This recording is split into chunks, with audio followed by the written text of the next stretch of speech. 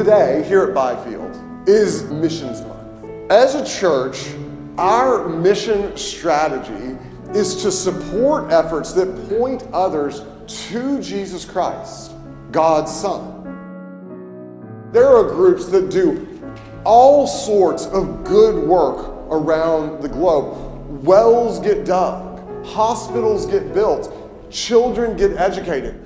But our focus is to promote the propagation of the ultimate truth of who Jesus Christ is. This is a message all the world needs to hear. It is through the person of Jesus Christ that it is possible for any person to enter the kingdom of God.